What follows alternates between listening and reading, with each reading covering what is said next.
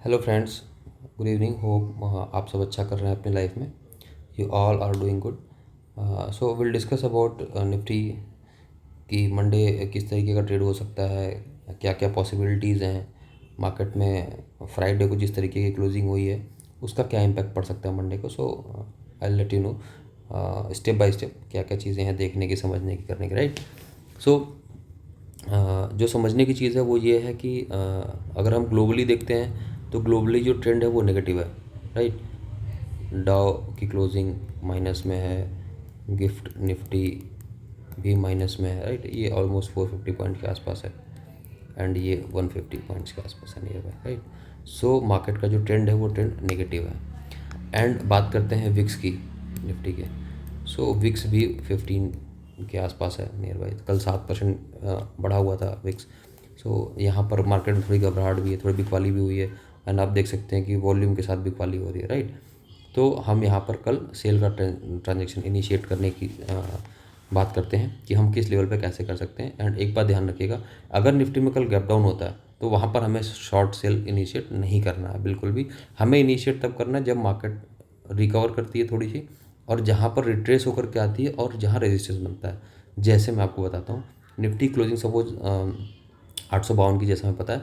Suppose कल Nifty 100 point यहाँ से नीचे गैप डाउन ओपन होता है, सपोज निफ्टी 24,750 के आसपास अगर ओपन होता है, तो यहाँ से निफ्टी एक ऊपर की तरफ रिट्रेसमेंट भी करके आएगा।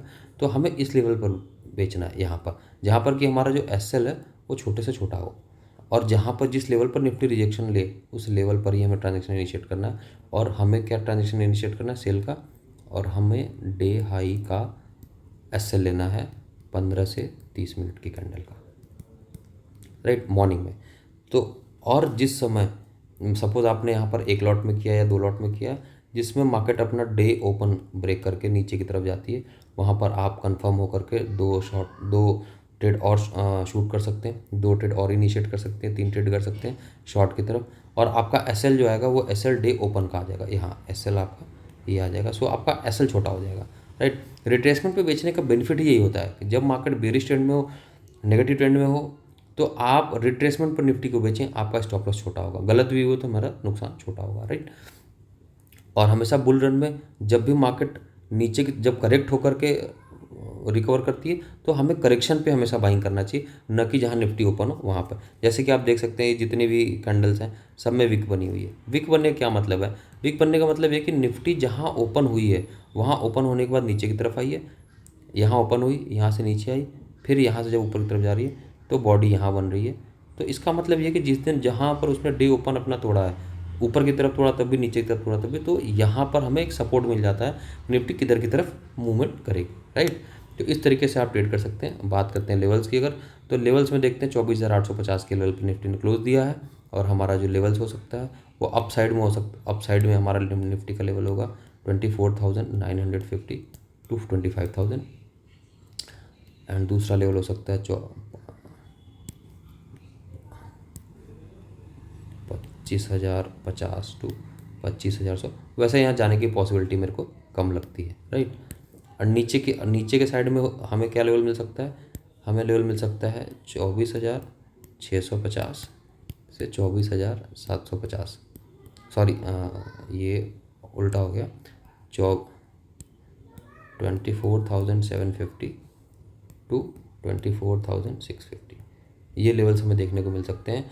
बेचना हमें तब है जब मार्केट हमें रिट्रेसमेंट पर मिले, न कि जहाँ ओपन हो, न कि जहाँ से बिकवाली आ रही हो वहीं पर। आपका एसएल हमेशा छोटा रहेगा। And try to do a transaction with stop loss, strict stop loss.